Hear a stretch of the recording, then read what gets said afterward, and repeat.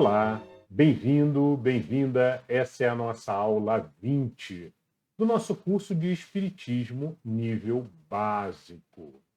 Nosso objetivo aqui é ler o Livro dos Espíritos completo, do início até o final, todas as perguntinhas. E lendo o Livro dos Espíritos, que foi o primeiro livro que Kardec compilou, recebeu e transcreveu, né? Organizando as perguntas todas, lendo o Livro dos Espíritos completo, a gente compreende a doutrina espírita. Vale a pena você assistir a aula 1, que ela fala sobre o que é o Espiritismo. Então, se você não conhece, não fez essa aula ainda, vale a pena assistir essa aula. E vale a pena sempre assistir na sequência o estudo, porque se por um acaso tiver alguma dúvida básica, está lá nas primeiras perguntas e não agora. Agora já está mais avançado um pouquinho, apesar de que ainda falta bastante. Mas, se quiser também assistir, vamos assistir, então não tem problema, depois você volta e recupera aquelas aulas que não assistiu ainda. Tá? Bom, hoje a gente sempre faz a leitura do sinal verde como abertura, e na leitura do sinal verde a gente faz leitura e faz um entendimento do que leu. É uma página só, é bem rapidinho, pouquinho, e esse entendimento acaba sendo uma reforma íntima que nós fazemos.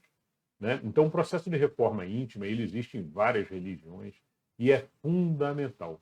É fundamental para quê? Para que a gente consiga melhorar-se como ser. Né? Para que a gente consiga reconhecer os erros e reconhecendo os erros, a gente consegue aperfeiçoar e melhorar as nossas atitudes. Então, é muito bom, vale muito a pena, além de que a gente conhece a doutrina espírita e coloca em prática, então, tudo que a gente aprende no Livro dos Espíritos. Bom, hoje no Sinal Verde a gente vai falar sobre uma página com o título Em Torno da Profissão. Esse é o título da página, então, hoje do Sinal Verde. Muito bem, vamos então para hoje na leitura do Sinal Verde no título Em Torno da Profissão. A sua profissão é privilégio e aprendizado. Se você puser amor naquilo que faz, para fazer os outros felizes, a sua profissão, em qualquer parte, será sempre um rio de bênçãos. O seu cliente, em qualquer situação, é semelhante à árvore que produz em seu favor, respondendo sempre na pauta do tratamento que recebe. Toda tarefa corretamente exercida é um degrau de promoção. Em tudo aquilo que você faça, na atividade que o Senhor lhe haja concedido, você está colocando o seu retrato espiritual. Se você busca melhorar-se, melhorando o seu trabalho, guarde a certeza de que o trabalho lhe dará vida melhor. O essencial em seu êxito não é tanto aquilo que você distribui, e sim a maneira pela qual você se decide a servir. Ninguém procura ninguém para adquirir condenação ou azedume. Sempre que alguém se queixe de alguém, está criando empeços na própria estrada para o sucesso.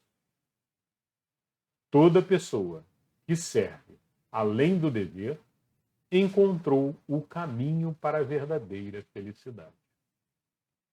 Muito bom, um texto excelente, muito próximo do texto da última aula, que também falava sobre trabalho, né? E muito do que está escrito aqui nós falamos e comentamos na última aula. Mas vamos dar uma repassada rápida, depois deixe o seu comentário, coloque a sua experiência de vida também, se você já passou por alguma profissão e ela te fez crescer, ela te fez aprender, né? É muito legal sempre compartilhar e eu prometo responder também nos comentários sempre que possível. Aproveite e deixe seu like, deixe sua inscrição, se não está inscrito ainda, para você receber os próximos vídeos, os próximos avisos aí dos próximos lançamentos. Então, pessoal, ele fala aqui de novo sobre profissão, muito bom, né? Trabalho é fundamental. A gente citou na última aula Paulo, né? De tudo que fizerdes, faça com amor, que é o vínculo da perfeição, né? Ou seja, é o que torna tudo perfeito, né? Mas como é que eu acho esse amor, né? Esse desejo, esse entusiasmo, né? E aí vale a gente comentar sobre a palavrinha entusiasmo. A palavra entusiasmo, ela vem do grego e significa de Deus, né?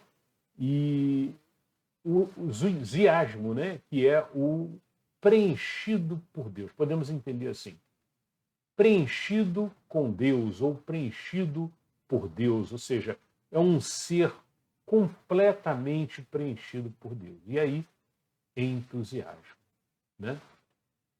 É muito legal. Mas e aí? Mas tudo bem, mas como é que eu acho isso, né? Bom, para começar, ache Deus em sua vida, né? Oração com frequência, e a gente vai ficando mais energético, mais feliz, mais positivo. E aí entra a segunda recomendação, né, que a gente sempre dá aqui, que a gente tem no canal aqui vídeo específico sobre isso, positividade, né? A positividade é importantíssima para que você ache o entusiasmo da vida. Então é um exercício constante de pensamentos bons, filtrando o que entra e também o que sai de pensamento. Pensou uma coisa ruim, um pensamento triste, muda logo, transforma aquele pensamento triste num pensamento bom. Pronto. Tá? Esse é o exercício de positividade para que você construa o seu entusiasmo interior e possa, então, trabalhar com essa felicidade, com esse amor que ele comenta aqui no primeiro parágrafo aqui. Se você puser amor, fala ele aqui, naquilo que faz, para fazer os outros felizes, a sua profissão, em qualquer parte, será sempre um rio de bênçãos. Então, aquele pensamento de vou caprichar, vou fazer com amor, porque eu estou atendendo pessoas, estou sendo bom para as outras pessoas estão satisfeitas com isso. Então eu vou caprichar, eu vou sempre dar o meu melhor possível. Tá? Isso vale não só para o trabalho profissional, mas também para todas as tarefinhas pequenas que nós fazemos no nosso dia a dia. Né? Qualquer tarefa pequena que você pegue para fazer com amor, com capricho e com dedicação. Não com má vontade, vou ter que fazer isso aqui de novo, meu Deus. Não, porque aí não marca pontinho. Aí o universo olha e diz assim, olha, ele está reclamando de novo. Né? Nós já falamos sobre reclamar, o que acontece com a reclamação. A reclamação faz você ter que passar de novo por aquele probleminha, pelaquela coisinha chata que você considera chata. Né? Então, com carinho, com amor, cabeça erguida, mostrando que sabe o que está fazendo ali, estou fazendo porque preciso estar aqui. Senão Deus não teria me colocado aqui. Estou fazendo com honra e com glória a Deus acima de tudo. E vamos em frente. E realiza aquela tarefa, por mais simples que seja a tarefa. Por mais simples que seja, é importante compreender. Pode ser passar um pano no chão, pode ser organizar o escritório, pode ser qualquer atividade que você faça no seu dia a dia. Faça com amor, com carinho e dedicando a Deus. Né? Bom, o seu cliente, em qualquer situação, é semelhante à árvore que produz em seu favor, respondendo sempre na pauta do tratamento que recebe. Toda tarefa corretamente exercida é degrau de promoção. Eu considero essa frase aqui, eu considero que ele não está se referindo ao plano terreno, não. Ele está se referindo ao plano universal, ao plano de Deus, ao plano espiritual. Nós estamos sendo observados em tudo que fazemos. Nós temos um mentor que nos acompanha, orientando, dando o caminho. Como é que ele orienta? Intuições, pensamentos que de repente surgem do nada na nossa cabeça. né? E que a gente vai, realiza e acaba dando certo. Então, bons pensamentos normalmente que a gente recebe são o nosso mentor ajudando também. Em tudo aquilo que você faça na atividade que o Senhor lhe haja concedido, você está colocando o seu retrato espiritual, né? Então existe uma frase oriental que diz, olha, tudo de belo que você vê no outro é um espelho do seu interior, né? Se você vê coisa ruim, também é um espelho do teu interior, tá? Então, é a mesma coisa aqui no trabalho. Se você consegue mostrar um trabalho bonito, bem feito, é um espelho de você. Aquele trabalho está representando você. E é o que ele chama aqui de um retrato espiritual, né? É a tua representação, é o teu resultado do teu esforço. Se você busca melhorar-se, melhorando o seu trabalho, guarde a certeza de que o trabalho lhe dará vida melhor.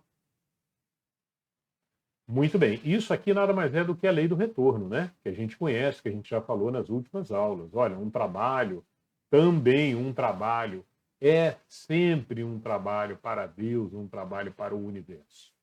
Qualquer trabalho que você esteja executando para o bem, né? Para o bem das pessoas, é um trabalho para o universo e vai te dar retorno, vai te dar uma vida melhor, certamente. Não estou falando de dinheiro, estou falando de vibração, estou falando de lei do retorno. Tá?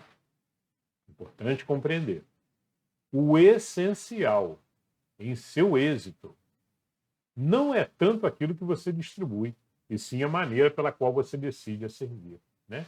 Então, servir sempre com prazer, sorrindo, com boa vontade. E é isso. Isso mostra humildade, mostra que você venceu o ego, que você sabe o que está fazendo e para quem está fazendo acima de tudo.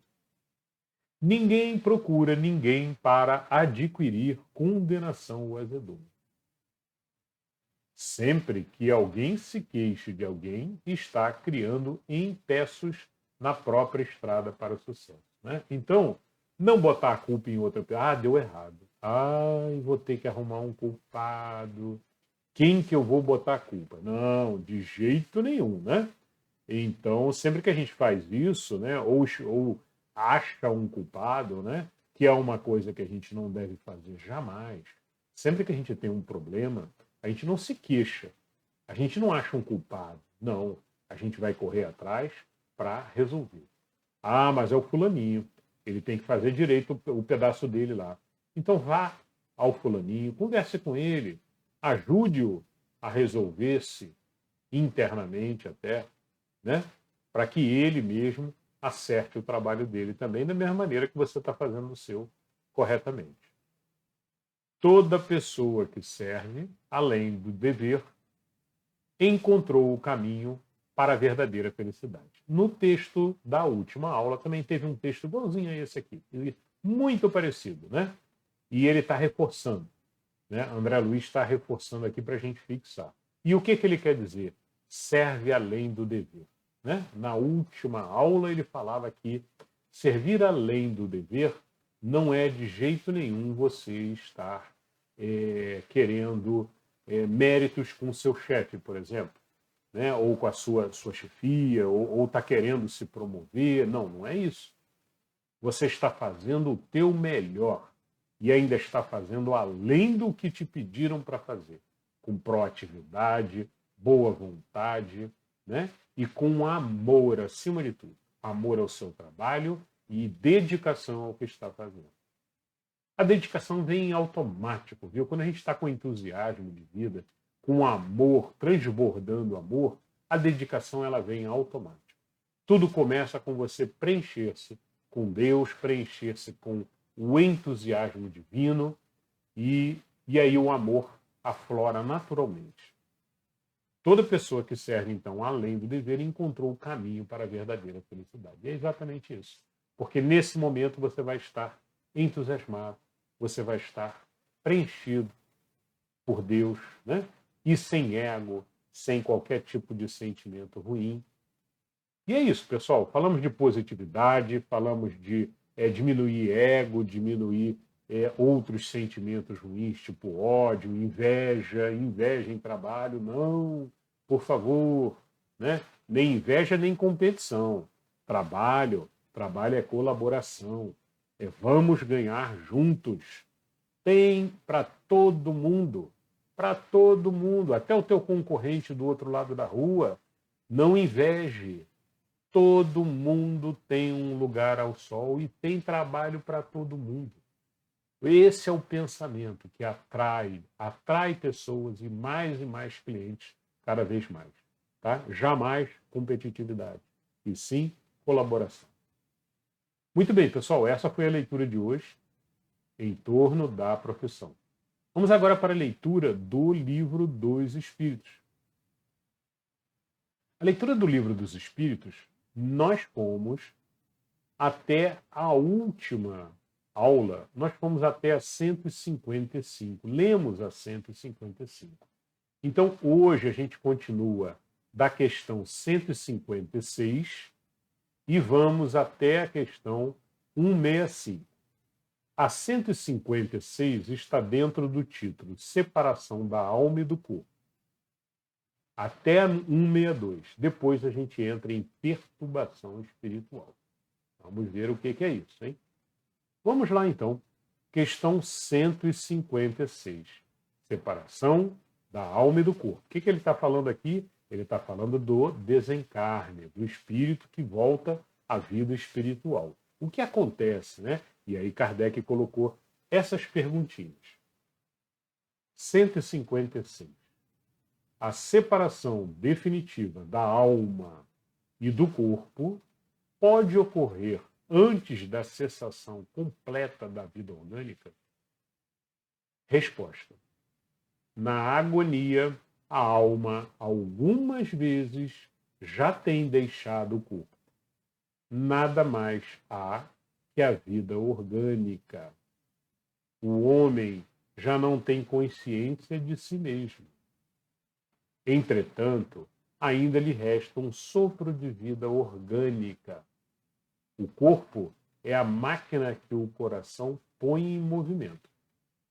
Existe enquanto o coração faz circular nas veias o sangue para o que não necessita da alma.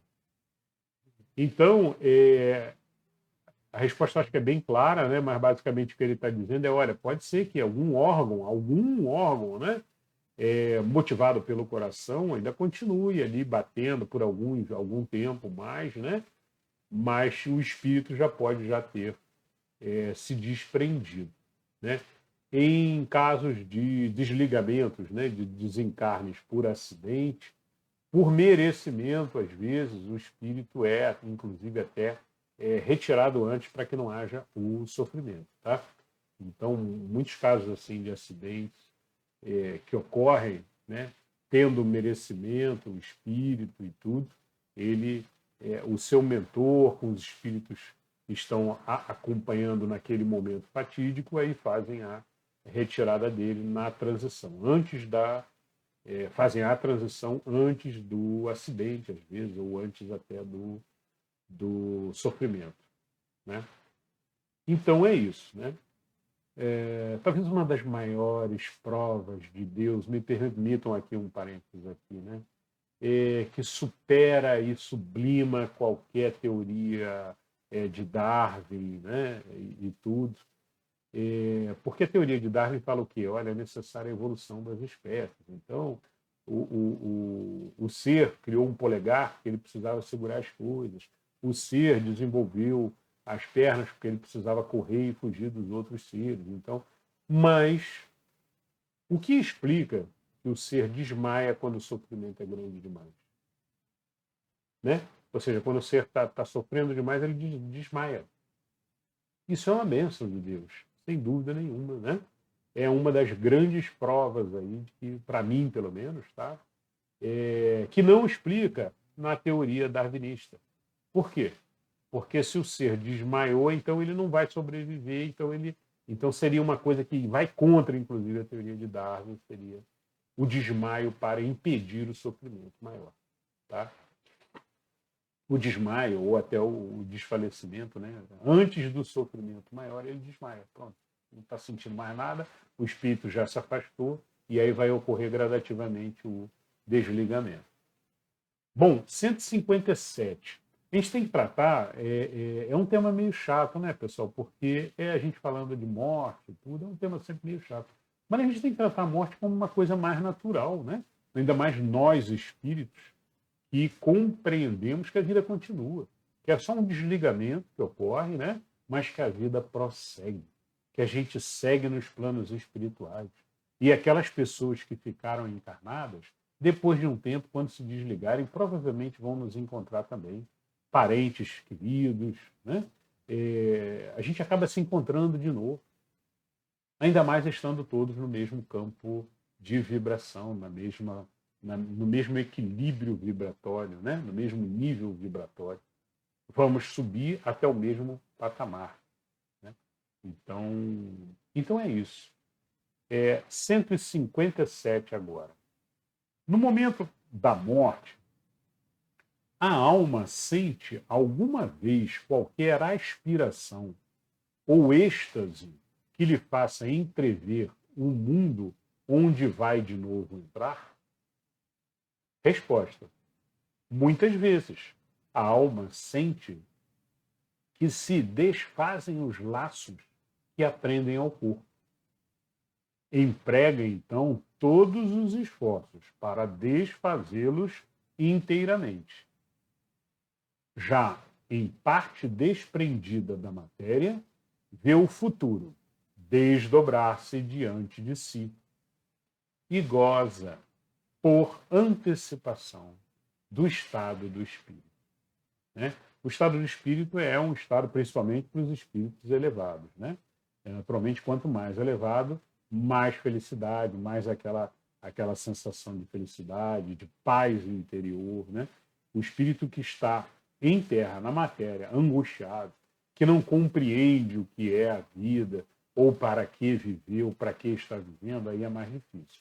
Mas o espírito mais elevado um pouquinho, que tem os conhecimentos básicos de espiritismo, né? Ou de outra religião reencarnacionista, que acredita que, olha, não acaba, a gente continua. Né? Então, é um desligamento com mais calma, com mais tranquilidade, e o espírito mesmo procura o seu desprendimento natural. Questão 158. O exemplo da lagarta, que primeiro anda de rastos pela terra, depois se encerra na sua crisálida, em estado de morte aparente, para enfim renascer, com uma existência brilhante, pode dar-nos ideia da vida terrestre, do túmulo e, finalmente, da nossa nova existência? Resposta dos espíritos: uma ideia acanhada. A imagem é boa, todavia, cumpre não seja tomada ao pé da letra, como frequentemente vos sucede. Então, a resposta dos espíritos aqui foi nessa linha. Olha, é uma figura, né, que o Kardec idealizou, da lagarta, né? Mas, por favor, não tome ao pé da letra como normalmente vos sucede. Um vos sucede aqui não era nem com relação ao Kardec, mas com relação ao ser humano de uma maneira geral. Né? É muito comum pegar um texto, principalmente textos antigos, e querer ler e querer entender ao pé da letra. E os textos são textos simbólicos, são textos cheios de imagens ali dentro, ali, que precisam ser compreendidas, o que cada uma delas representa. Né? 159. Que sensação experimenta a alma no momento em que reconhece estar no mundo dos espíritos? Resposta: depende. Se praticaste o mal, impelido pelo desejo de o praticar, no primeiro momento te sentirás envergonhado de o haveres praticado.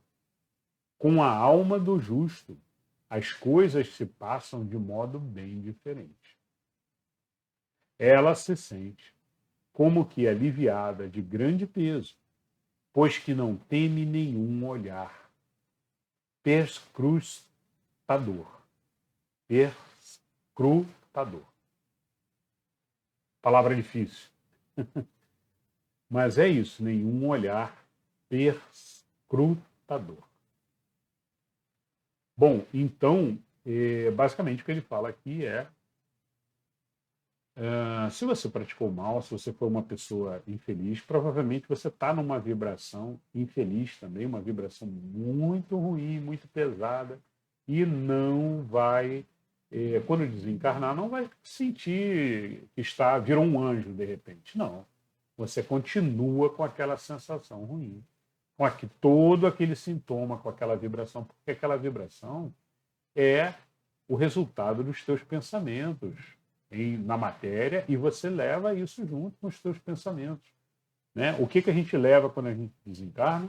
A gente leva nosso pensamento, nosso aprendizado que a gente fez, né?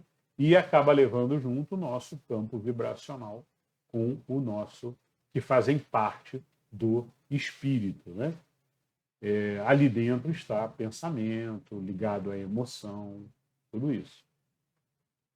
Então depende do que o espírito fez e como ele foi enquanto na matéria, enquanto encarnado. Se foi um espírito bom, um espírito perfeito, que agiu corretamente, foi correto nas suas ações, né? Atingiu os seus objetivos, né? Então ele vai ter méritos, com certeza. Muito bem, pergunta 162. Após a decapitação, por exemplo, conserva o homem por alguns instantes a consciência de si mesmo? Resposta: não raro a conserva durante alguns minutos, até que a vida orgânica se tenha extinguido completamente. Mas também, quase sempre, a apreensão da morte lhe faz perder aquela consciência antes do momento do suplício. Então, tem a ver com o que a gente falou agora há pouco, né? De perder a consciência antes do momento do suplício. Comentei isso agora há pouquinho na questão anterior. Perfeito. Esse é um exemplo divino de caridade, né? E bondade para conosco, né? Colocando limites no sofrimento do ser que está desencarnando. Bom, vamos agora para a questão 163. E a questão 163 entrou dentro de perturbação espiritual. Então entramos agora no título perturbação espiritual.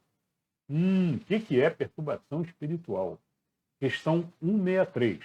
Pergunta: a alma tem consciência de si mesma imediatamente depois de deixar o corpo? Resposta: imediatamente não é bem o termo. A alma passa algum tempo em estado de perturbação. Então, existem casos, né, relatados em livros espíritas e passados por espíritos, né, que contam dezenas de exemplos aí, né? De casos de que o espírito desencarna e ele não tem noção de que desencarnou. Continua andando e caminhando sem ter aquela noção ainda de que houve desencarne. Né? Normalmente espíritos muito apegados à carne. Né? Isso não acontece com um espírito mais elevado um pouquinho, ele normalmente ele se solta mais rápido, ele percebe mais rápido, ele normalmente é recebido também por espíritos bondosos que vêm recebê-lo, por mérito dele, né, pelas coisas boas que ele fez na matéria, encarnado. Ele vem receber e levam ele, encaminham ele. Mas tem espíritos que são, mesmo encaminhados, eles estão perturbados, eles não sabem o que estão fazendo aqui, o que houve, o que houve, eu não sei o que houve, e ficam meio perturbados, né? A ponto de terem que ser levados para regiões de tratamento. Vemos isso no nosso lar, no No filme Nosso Lar, nós vemos claramente isso, né? Então, existem estações intermediárias, antes até de chegar em cidades como Nosso Lar. Nosso Lar já é uma colônia, uma cidade imensa, né? Mas antes de chegar lá, você tem alguns estágios intermediários de tratamento. Bom, então é isso. Então, imediatamente não é bem o termo. A alma passa por algum tempo em estado de perturbação. Questão 164. A perturbação que se segue à separação da alma e do corpo é do mesmo grau e da mesma duração para todos os espíritos? Resposta: não. Depende da elevação de cada um. Aquele que já está purificado se reconhece quase imediatamente, pois que se libertou da matéria, antes que cessasse a vida do corpo. Enquanto que o homem carnal, aquele cuja consciência ainda não está pura, guarda por muito mais tempo a impressão da matéria. Então, é isso, tá? Ele citou dois exemplos aqui, né? O puro e o da matéria. Mas a gente sabe, como os próprios espíritos já falaram, que é uma graduação, né? O espírito que está ali no meio, ele ainda vai sentir um pouco a matéria, ainda vai ficar um pouco perturbado, sem compreender, e aí gradativamente pode ser que tenha que ser levado para um hospital celeste, que é um local de tratamento justamente de quem acabou de desencarnar. Tem até filmes sobre isso, que já foram feitos, tem livros diversos que narram isso, inclusive o Nosso Lar também. Muito bem, questão 165, e a última questão de hoje, é a questãozinha que encerra aqui perturbação espiritual, o processo de perturbação espiritual que acontece com o desprendimento da matéria. Pergunta 165. O conhecimento do espírito exerce alguma influência sobre a duração mais ou menos longa da perturbação? O conhecimento do espiritismo, né? Resposta: influência muito grande. Por isso que o espírito já antecipadamente compreendia a sua situação. Mas a prática do bem e a consciência pura são o que maior influência exerce. Então, o conhecimento do espiritismo, né? E da vida após a morte, a continuação após a morte, que não só o espiritismo traz, mas algumas outras religiões também. O espiritismo ele é bem certeiro, ele dá todos esses exemplos aqui, né? Mas a gente tem várias outras religiões reencarnacionistas, né? E, com certeza, se você, ao desencarnar, você sabe como funciona, que continua e tudo, né? Com mais assertividade, mais direção, né? Como o Espiritismo nos dá, com todas essas perguntas e respostas respondidas com precisão, fica mais fácil, né? Fica muito mais fácil da gente compreender o que está acontecendo. E aí o desprendimento é mais tranquilo, é mais suave. Mas os espíritos advertem. Não adianta conhecer o espiritismo, ou conhecer o budismo, ou conhecer uma outra religião qualquer reencarnacionista, mas não teve prática do bem, foi um espírito mau. Porque existe espírita mau, existe budista mau, existe todas as religiões, tem gente boa e gente ruim, em todas as religiões. Não nos enganemos, né? E se você não pratica aquilo que a religião ou que é o correto, né, que você na tua razão noética percebe que é o correto, mas não faz, muitas vezes não faz, ou por egoísmo, ou porque ainda carrega algum estado de egoísmo grande que não permite que você faça caridade, que você ajude, que você seja compreensivo com as outras pessoas, né? Caridoso. Aí não tem jeito. Aí entra aqui no que ele falou aqui, olha, mas se a prática do bem não existiu durante a sua existência, né? Aí essa seria a maior influência para ajudá-lo na libertação aí da perturbação, né? Mas se ele foi um espírito mau, não ajudou, e apesar do conhecimento que tinha, não ajudou, aí ele vai ficar ainda meio que perturbado, tá bom? Bom, é isso então, tá? Eu acho que hoje aqui fomos até a 165, lemos bastante coisa. E vamos fazer então agora aqui uma leitura, como a gente sempre faz, dos conceitos fundamentais do Espiritismo.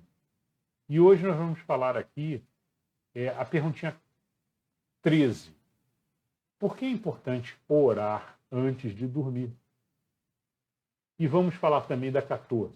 O que levamos ao desencarnar? Bom, vamos lá. Por que é importante orar antes de dormir? É importante fazer uma oração antes de dormir, porque é um momento que a gente está relaxando e consegue fazer também uma meditação ali na hora que está orando a Deus, né? E nessa oração a gente está agradecendo, né? Tem um vídeo aqui no canal que fala sobre oração, sobre as formas de orar, né? O que é orar e qual a forma que a gente deve orar. A gente não deve orar reclamando, né? A gente não deve orar achando ruim como está a sua vida. Né? A gente deve orar, em primeiro lugar, com muita gratidão, né?